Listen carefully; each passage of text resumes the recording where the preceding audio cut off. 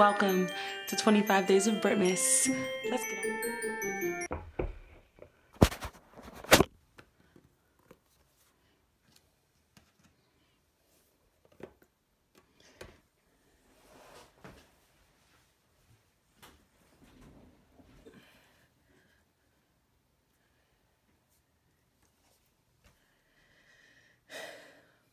Hi guys, let's welcome you guys all back to my channel. Today we are switching from this bullet journal to this bullet journal. I know somebody is going to ask. They are both Scribbles That Matters. This is the 160 and this is the 100. As you can see, there is a very serious size difference, and I think that also has to do with the weight of the paper. I should also note that though I love bright white, it appears that this did not come in bright white. And I wish I would have paid attention to that. It's just that I decided I'm going to go with it anyway, just because I wanted to test the difference. So in order for me, as you guys saw in my bullet journal series, I like to just plan things out. So I'm trying to hide other things that I've written in here.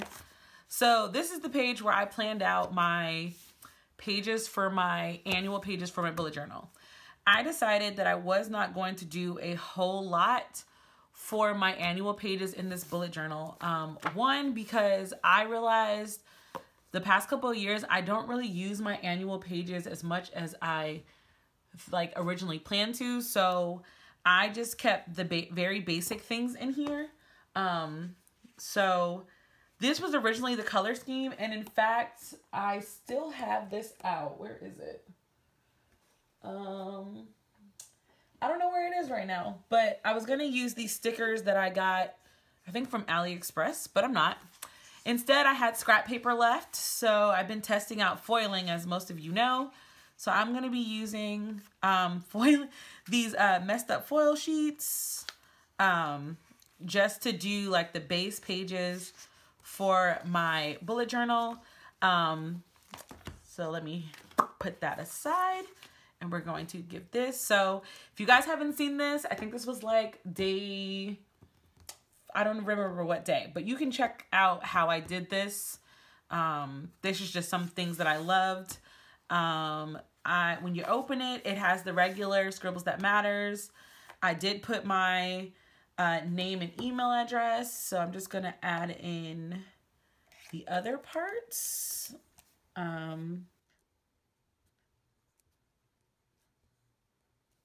Okay, so another thing that I've already done is this.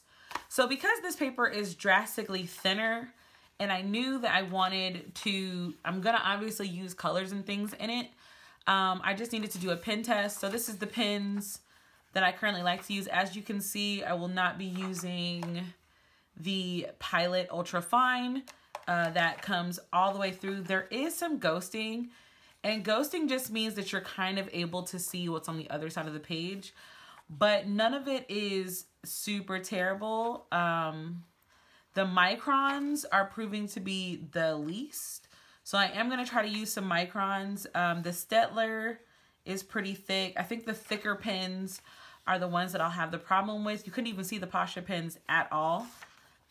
So that's something that I also already did, which I recommend that you do before you start your bullet journal. Just like in my other tip video, I already filled out my key, which is the same key that I use all the time. I use silver, so I'm not sure how it's picking up in the camera. I never really use the index unless I'm over it, but let me just, oh, that's another thing. I also sticky noted where I wanted things so that we could get this through this video a little bit faster. So we're gonna have a measurement page, You're at a glance, my retrograde calendar, my migraine tracker, and then my goal mapping pages, future planning,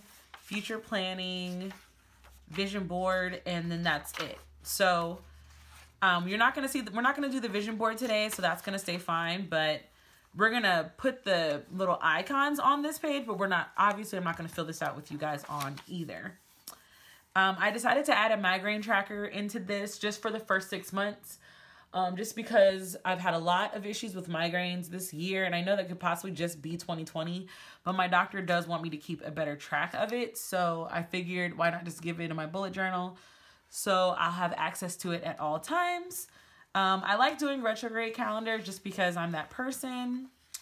The year at a glance page is going to be really pretty because I wasn't going to do one, but like I said, I have foil, so I'm definitely going to do one now. And then this is the measurements page. So the measurements page is like your cheat all page.